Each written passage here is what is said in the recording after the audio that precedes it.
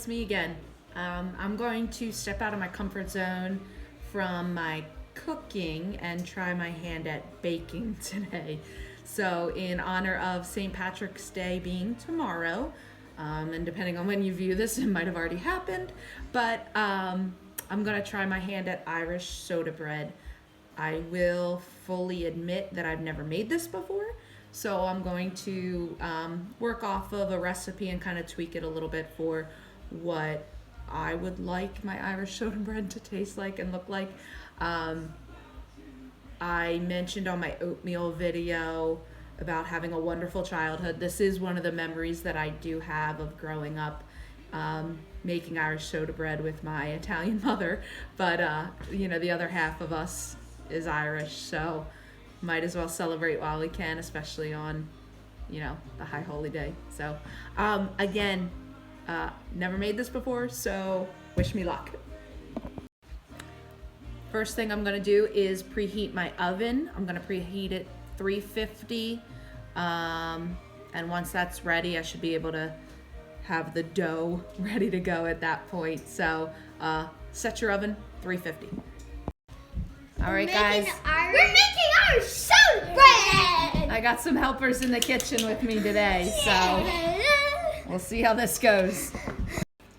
All right, guys, we're gonna start out by mixing our dry ingredients, and I'm gonna start out with 2 cups of gluten-free flour. Vin, go for it. Here's how much you mostly need. And we're just dumping it into a large mixing bowl. Yeah, you need like a bowl. And that mixes whatever bowl you can have. Thank you. And then and what we're gonna this do. Thing. And then what we're gonna do next is add. Michael, this is your job over here. All right. We're gonna add 1 cup of almond flour. So you just dump the cup in like that. Thank you. And then you start stirring it. All right, so we've got our flour mix. I'm gonna pause here and get the rest of our ingredients. We're gonna have. Now we dump sugar.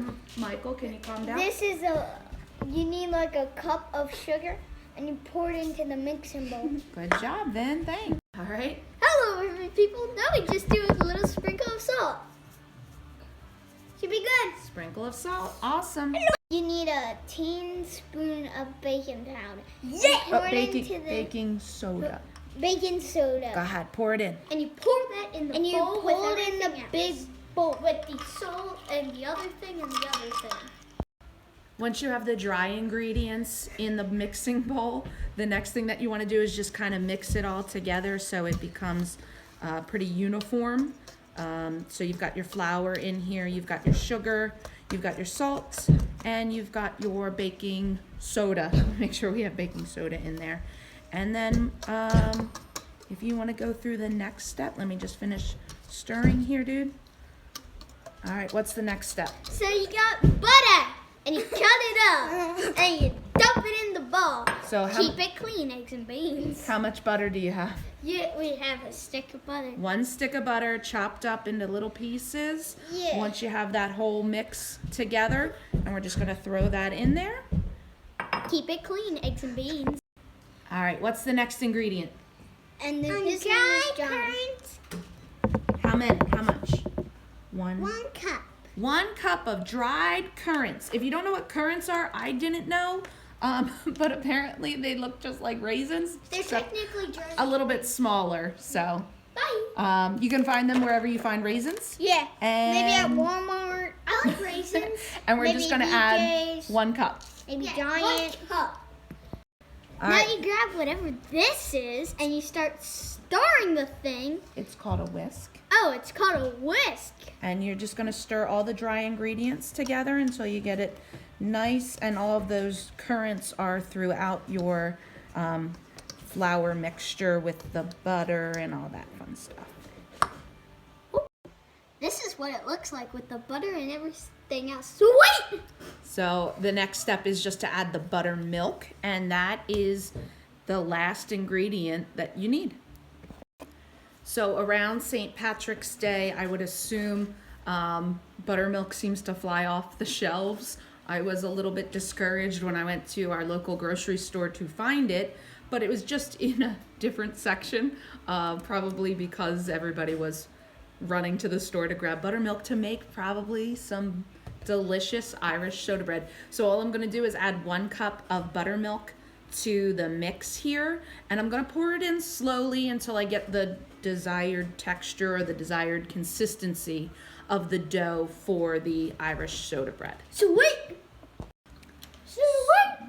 right now, I have all of the ingredients in the mixing bowl. I started to use a fork, or actually I started with a whisk, and everything was getting tied up in there, and then I used a fork, and now I'm just using my hands, clean hands of course, but all I'm doing is just kneading the dough at this point. This should make two loaves of Irish soda bread. And I mean, you can obviously portion that to what you want if you wanted to make 3 smaller ones or whatnot, but I'm gonna make 2 of them and put them on a parchment paper on a baking sheet. I think I'm gonna... parchment paper. Thanks, Michael. I think I'm going to spray it, because I'm not sure if it'll stick or not, but we're gonna see how that one goes. So can you hit that button, because Mommy's hands are a little... Wait, I have something to say first. If you don't wash your hands before you do this, you would turn into an egg or a bean. All right, guys, so here is the dough for the soda bread that I'm gonna use. And can you put that down, please? Okay. Thanks. And I'm gonna make 2 loaves of it. I did say that I was gonna spray my sheet. I don't know if I have to, but I'm going to anyway.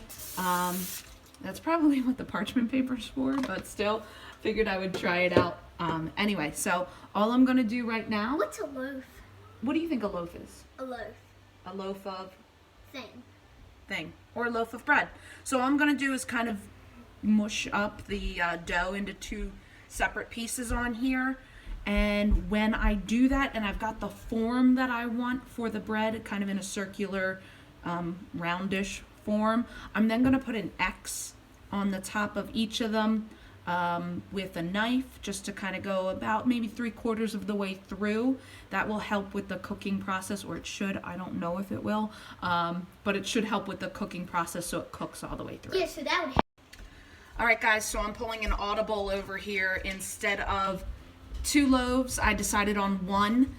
More so because they just looked a little too small for me. So here is the loaf of something of Irish soda bread that I'm about to put my X into.